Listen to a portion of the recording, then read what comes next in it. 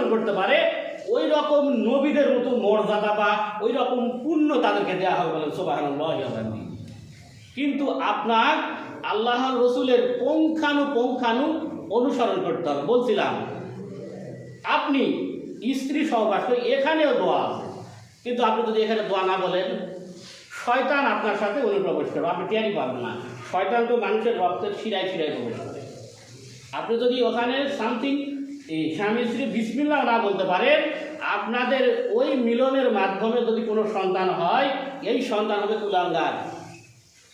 কারণ শয়তানের মিশ্রণ পাওয়ার কারণে এই সন্তান আপনাকে সারাটা জীবন জ্বালাবে। কারণ ওই সন্তান তো শয়তানের কিছু মিশ্রণ পাওয়ার কারণে আপনাকে ভালোবাসবে না, তার মেজাজ উগ্র হবে। আর মানুষের মধ্যে যে দ্বন্দ্ব লাগে, এই দ্বন্দ্বও শয়তান তৈরি করে দেয়, এই দ্বন্দ্ব শয়তান। আর ওখানে আপনি যখন নীতিটা মানতে পারলেন না, আপনার বীর্যটা হলে সেখানে দোয়া আছে। এগুলো আপনার আমি শুধু সাংসারিক জীবন উড়াইছি, আরও অনেক বিষয় আছে যেগুলো একদিনে সম্ভব নয়। তো সেখানে এই দোয়া না বলার কারণে যখন এই সন্তানটা আসবে, সন্তানটা আপনাকে মানবে না। এই সন্তানটা আপনার কথা আপনি চাইবেন বিভিন্ন মাদ্রাসায় বিভিন্ন জায়গায় যেন আমার সন্তানটা ভালো হয়, কারণ এই যে শয়তানের সংমিশ্রণ হওয়ার কারণে শয়তানটা আপনাকে ভালোবাসবে না, আপনার কথা মানবে না, মানে বিফলে যাবে। এই সন্তানটাকে আপনি যদি একটা ভালো মানুষে করতে চান, কারণ আপনি পারতেছেন না। দেখেন না, অনেক বাচ্চাকে বাবা মা চেষ্টা করতেছেন আমার সন্তানটা ভালো হয়, ভালো যায়, কিন্তু পারতেছে না। কারণ ত্রুটি যদি গোড়াতে হয় তাহলে শেষে কী হবে? ত্রুটি আপনার গোড়াতে হয়েছে। আপনি যখন গাছ লাগাইছেন, ওখানে আপনি যে গাছের চারাটা দিয়েছেন সেটাই ছিল আপনার 2 নম্বর। আপনি জানি ইউক্যালিপটাস গাছ মাটি দিয়েছেন সব, কিন্তু গাছ আর বড় হবে না, ওখানে এইরকম বেকার হয়ে যাচ্ছে, কিরলি লেগে যাচ্ছে। তো এইরকম আপনার ত্রুটি ওখানে হয়েছে। সম্মানিত উপস্থিতি, বলছিলাম যে আলহামদুলিল্লাহ হচ্ছে অত্যন্ত একটি গুরুত্বপূর্ণ একটি দোয়া। সূরা ফাতিহা হচ্ছে মানুষের জন্য একটি উত্তম দোয়া, কিন্তু আমরা জানি না। 6টি আয়াত এবং আউযু বিল্লাহ বিসমিল্লাহ সহ আপনি যদি অনুবাদগুলো বা যদি আপনি তাফসীরগুলো পড়েন, আপনি অবাক হয়ে যাবেন যে এটা আমার জন্য কি। কোরআন মাজিদে যা কিছু আছে, এই যে আয়াতগুলো, হুকুম, আহকাম, তাওহীদ, রিসালাত, সব কিছুর নীতিগুলো এখানে সংক্ষিপ্ত আকারে দেওয়া আছে, কিন্তু আপনি আমি বুঝতে জানি নাই, আপনি আমি মানতে পারি নাই। কারণ কি? আমাদের শিক্ষাতে গলদ আছে। আমরা যে আজ শিক্ষানীতির উপর আছি, এই শিক্ষাকে এদেশে যখন ইংরেজরা এসেছিল, তখন এই শিক্ষাকে ধ্বংস করে, ইসলামের যে মূল শিক্ষা ছিল তারা এটাকে ধ্বংস করে। আলিয়া প্রতিষ্ঠা, আলিয়া যে মাদ্রাসাগুলো আছে, এখানে 1800 কত সালে যেন একজন ইংরেজের মাধ্যমে এই আলিয়া মাদ্রাসা প্রতিষ্ঠিত। তারা এই আলিয়া মাদ্রাসাতে এখন কিছু সংস্কার হয়েছে, তারা তাদের ইসলাম আমাদের শিখাইছে, তারা তাদের ইসলাম, যার কারণে আলিয়া মাদ্রাসা থেকে অনেক ছাত্র বের হয়, আসলে ওই জেনারেলসেও খারাপ হয়। জেনারেল শিক্ষা অর্জন করে যে ছাত্রটা একটু তার থেকেও নিকৃষ্ট হয়। কারণ ইংরেজরা ওখানে প্রথম প্রিন্সিপাল ছিল ওদের, প্রতিষ্ঠা ওদের, এবং তারা যতদিন এই উপমহাদেশে ছিল 26 জন প্রিন্সিপাল ছিল, মানে অল উপমহাদেশে যে আলিয়ার শিক্ষার মূল কলকাতা থেকে সমস্ত জায়গাতে তারা নিয়ন্ত্রণ করত। তো একজন কিছুদিন আগে মাদ্রাসা শিক্ষা বোর্ডের সচিব ছিল, কিন্তু হিন্দু, বিগত সরকার চলে গেল। তো হিন্দু যদি মাদ্রাসা শিক্ষা বোর্ডের সচিব হয়, আপনার কি শিখাবে হিন্দু? কথা বলেন। হিন্দু ইসলাম সম্বন্ধে কিছু বোঝে না। আমাদের দেশের ছাপাখানাগুলো বন্ধ করে ইন্ডিয়া থেকে বই ছাপে নিয়ে আসা হতো। এই জন্য বিভিন্ন আপনার ইসলাম শিক্ষা বই মা দুর্গার কি সুন্দর ছবি দেওয়া থাকতো। এদেশের ছাপাখানাগুলো বন্ধ করে ইন্ডিয়া থেকে আপনার বই ছাপে, মানে এটা বন্ধ থাকে, এগুলো বন্ধ থাকে। আগে দাদার বাড়ি দাদির বাড়িতে পিঠে পেতে বলছিলাম। তো এখানে এই যে সূরা ফাতিহা একটি দোয়া, এখানে বলেছিলাম রব মানে হচ্ছে আইনদাতা, রব মানে হচ্ছে বিধানদার। পৃথিবী যার, আইন চলবে তার। পৃথিবী যার, সার্বভৌমত্ব যার, বিধানও চলবে তার। তো আপনি আমি এই পৃথিবীতে আমরা মসজিদে এসে কিছুটা হলেও আল্লাহ রসুল এবং আল্লাহ রাব্বুল আলামিন নীতি এবং বিধানগুলো মানি, কিন্তু এখান থেকে যখন আমরা বের হয়ে যাই, আমার চলাফেরাতে আমি আল্লাহ রসুলকে অনুসরণ করতে পারি না, আল্লাহ তাআলার বিধান মানতে পারি না। এখন বলে কেমনে? আপনি রাস্তা দিয়ে হাঁটতেছেন, শুরু করেছিলাম সুন্নাহ দিয়ে, কারণ অল্প সময় একটু কেটে কেটে বলতেছি। আপনি ডান দিয়ে চলতে পারেন না, ডান দিয়ে চলে হুট করে কোনো গাড়ি এসে আপনার মেরে দিবে। কারণ ওই যে শয়তান বলেছে বাম দিক দিয়ে যাইতে হবে, তাগুত শক্তির আইন, তাগুতের বিধান। আপনি আল্লাহ রসুলের সুন্নাহ মুহাম্মদ সাল্লাল্লাহু আলাইহি ওয়াসাল্লামের বিধান হচ্ছে ডান দিকে চলা, আপনি ডান দিকে চলে তো অন্য এক গাড়ি আপনি আর ওখানে পারলেন, আমি পারলাম না। তাহলে পৃথিবী যার আইন চলবে, তার বিধান চলবে তার, আর আমরা যার উম্মত মুহাম্মদ সাল্লাল্লাহু আলাইহি ওয়াসাল্লামের সুন্নাহ চলবে। কিন্তু আপনি দেখতেছেন এখান থেকে বের হয়ে গিয়েই সেটা বাতিল। কারণ কি? আপনার তো খেলাফত নাই, ইসলামী শাসন নাই, ইসলামী নীতি নাই, ইসলামী রাষ্ট্র হলেও ইসলামী আইন নাই। এখন যদি আপনার বলা হয় তো কথা কি না, অমুক দলগুলো ইসলামী দল নয়, আর যারা এদেশে ইসলামের পক্ষে কাজ করে তাদেরকে আমরা ট্যাগ লাগিয়ে দিয়েছি কি মৌলবাদী।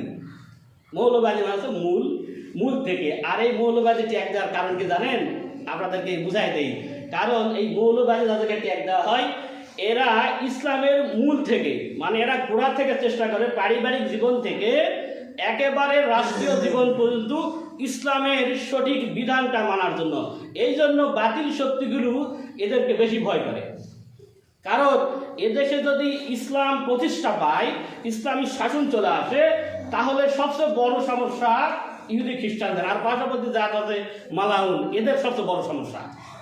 এদেশে যদি ইসলাম প্রতিষ্ঠা হয়, কারণ চাচা গেছে, সংক্ষেপে বলতেছি, চাচা শাসন করে আমরা দেখেছি, এরপরে বাবা শাসন করে গেছে আমরা দেখেছি, এরপরে ভাবি শাসন করেছে আমরা দেখেছি, এরপরে ভাই শাসন করেছে আমরা দেখেছি, এরপরে বুবু তো 14 বছর শাসন করেছে আমরা দেখেছি। কারো কাছ থেকে আমরা সঠিক সুন্দর মানুষের নীতি, নিজের পেট তাজা করা ছাড়া গরিবের জন্য কোনো কাজ করা দেখি নাই। দেখেছি নাকি? তারা আপনার ইংল্যান্ড, আমেরিকা, বিভিন্ন বেগম পাড়ায় হাজার হাজার কোটি টাকা পাচার করেছে। যদিও আমরা এর আগে জানতাম না, কারণ কি? কল কাটেছিল তাদের হাতে, আমরা এগুলো কিছু জানতাম না। তারা আমাদের টাকাগুলো কোটি কোটি টাকা, শুধু এটা তো হাজার হাজার কোটি টাকা লুট করে নিয়ে গেছে। তাদের উন্নয়ন করেছে, যেটা নিয়ে আসছে তার থেকে বেশি নিয়ে গেছে। মানে আমাদেরকে দেখা যাচ্ছে বিশাল উন্নয়ন, কিন্তু তারা এদেশ থেকে টাকা পয়সা লুট করে নিয়ে গেছে। এক একজনে একটা করে বাড়ি, একটি করে বাড়ি, একটা করে রাজপ্রাসাদ, একটি করে রাজপ্রাসাদ তারা করি, তাদের টাকা। তারা একজন মন্ত্রী, এমপি মাসিক কতই বেতন পায়? যদি 1 কোটি টাকাও পায়, এত টাকা তো প্রধানমন্ত্রীরও বেতন নয়। এরপরেও বলতেছি, এরপরেও তারা এত টাকার মালিক হতে পারতো না। কিন্তু তারা আমাদের হকগুলো, আমরা সঠিক নেতৃত্ব না বোঝার কারণে আমরা ভালো মানুষকে ভালো, আমাদেরও দোষ আছে, খালি ওদের দোষ। টাকা যদি মেম্বারের ইলেকশন হলে মেম্বার, আমার গ্রামের মেম্বার ইলেকশন করেছে, আমার ছেলেটা ভালো কাজ করেছে, এরপরেও নির্বাচনের সময় 15 লাখ টাকা খরচ করতে হচ্ছে মেম্বার ইলেকশন। তো এ যদি মেম্বার হয় তো চুরি করবে না? আপনার তো টাকা নেই, আপনার বিভিন্ন ভিজিটি কার্ডের টাকা তো নিবেই। আপনার বিভিন্ন এই যে আপনার গর্ভবতীর যে কার্ডগুলো আসে, বিভিন্ন চালের কার্ড, আপনার তো টাকা নেই। আপনি তো আগেই বলছে টাকা না হলে ভোট দিন না, যাই টাকা দিবে তাকে ভোট দিন, যাই দিবি নাহলে দিন না, এমনি দিব। হ্যাঁ, আবার এই ভোট দিবা যায় যদি ভালো মানুষ আগে দেখে কে জিলাপির টোপলাতে আছে, মানে স্লিপ দেছে, তো আপনি তো এখানে আপনার নীতিতে আপনি ঠিক নয়। তো ভালো মানুষকে তো আমাদের সামনে সুযোগ আছে। এদেশে আলেম ওলামারা চেষ্টা করতেছে ইসলামী সুশাসন প্রতিষ্ঠার জন্য। ইসলামী সুশাসন আমরা দেখব যে আসলে আলেম ওলামারা আমাদের জন্য কি করে। এরা যদি বলতে এরা যদি আমাদের না দেয়, দেখি এরা যদি চুরি করে তাহলে আর কাকতে দিব না। এরাও যদি দেখা যায় চুরি করে সব কাজে, তাহলে ইলাকো আর চোখতে দেখা নেই, ব্যয় করে থাকবো। আগে দিন না, আগে যার সাথে ভোট হয়ে যায় ওটাই ভালো আসলে। তাহলে বিষয়টা এরকম। তো আমাদের সামনে সুযোগ আছে এদেশে যেন ইসলাম প্রতিষ্ঠা লাভ করে। আর এই বাতিল শক্তি, পার্শ্ববর্তী জাতি ইহুদি খ্রিস্টান কোনো দিন মুসলিমদের বন্ধু নয়।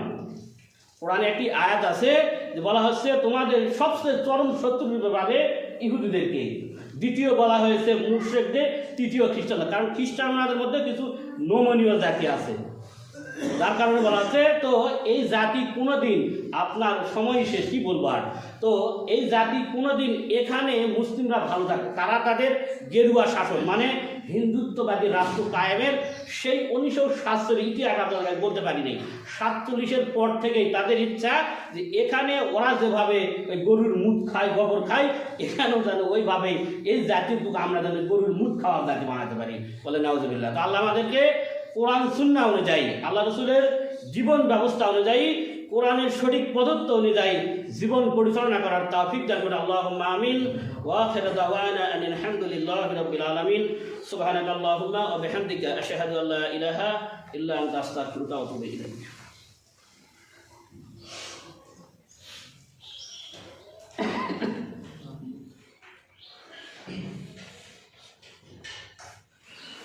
আলহামদুলিল্লাহি রাব্বিল আলামিন। আকিবাতুল মুত্তাকিন ওয়াসসালাতু ওয়াসসালামু আলা রাসূলিল কারীম। বলেন আল্লাহুম্মা আনতাস সালাম মিনকাস সালাম তাবারাকতা রব্বানা ইয়া যাল জালালি ওয়াল ইকরাম। মানে আজকে আপনাদেরকে দোয়ার কিছু পদ্ধতি জানাই দিব অল্প সময়ের মধ্যে। নিজের দোয়া কিভাবে আল্লাহর কাছে চাবেন চাওয়ার কিছু পদ্ধতি বলবো ইনশাআল্লাহ, যেগুলো বলবো মনে রাখার চেষ্টা করবেন, যদি মনে না থাকে আল্লাহ। আল্লাহুম্মা আইন্নি আলা যিকরিকা ওয়া শুকরিকা হুসনি ইবাদাতিক রাদ্দিতু বিল্লাহি রাব্বাও ওয়া বি ইসলামি দীনাও ওয়া বি মুহাম্মাদিন সাল্লাল্লাহু আলাইহি ওয়াসাল্লাম নাবিয়্যা। এই একটি দোয়া কবুল হলে জান্নাত ওয়াজিব হয়ে যায়, বুখারীর হাদিস। রব্বানা আতিনা ফিদ দুনিয়া হাসানাতাও ওয়া ফিল আখিরাতি হাসানাতাও ওয়া কিনা আযাবান নার। রব্বানা হাব লানা মিন আজওয়াজিনা ওয়া যুররিয়াতিনা কুররাতা আয়ুনি ওয়াজআলনা লিল মুত্তাকিনা ইমাম।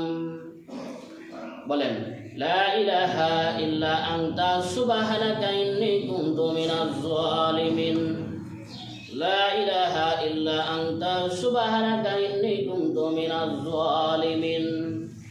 লা ইলাহা ইল্লা আনতা সুবহানাকা ইন্নী কুনতু মিনাজ জালিমিন। বলেন আল্লাহুম্মা সাল্লি আলা মুহাম্মাদিন ওয়া আলা আলি মুহাম্মাদ কামা সাল্লাইতা আলা ইব্রাহিম ওয়া আলা আলি ইব্রাহিম ইন্নাকা হামিদুম মাজিদ। আল্লাহুম্মা বারিক আলা মুহাম্মাদিন ওয়া আলা আলি মুহাম্মাদ কামা বারাকতা আলা ইব্রাহিম ওয়া আলা আলি ইব্রাহিম ইন্নাকা হামিদুম মাজিদ। বলেন পিতামাতার দোয়া। রব্বির হামহুমা কামা রব্বায়ানি সগীরা। রব্বির হামহুমা কামা রব্বায়ানি সগীরা। রব্বির হামহুমা কামা রব্বায়ানি সগীরা।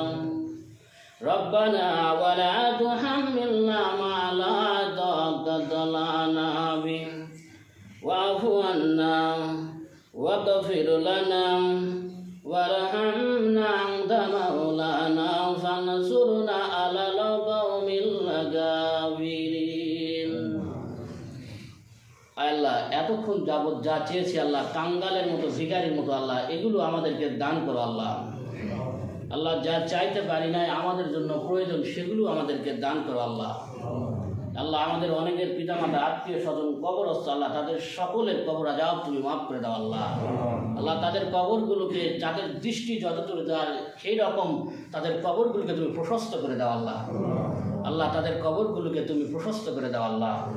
কবরের সাথে জান্নাতের সংযোগ বানায় দাও আল্লাহ। আল্লাহ আমরা যারা আমিন আমিন বলতেছি আমাদের সকলকে তুমি ক্ষমা করে দাও আল্লাহ। আল্লাহ আমরা যারা আমিন আমিন বলতেছি আমাদের জীবনের সমস্ত পাপগুলো ক্ষমা করে দাও আল্লাহ।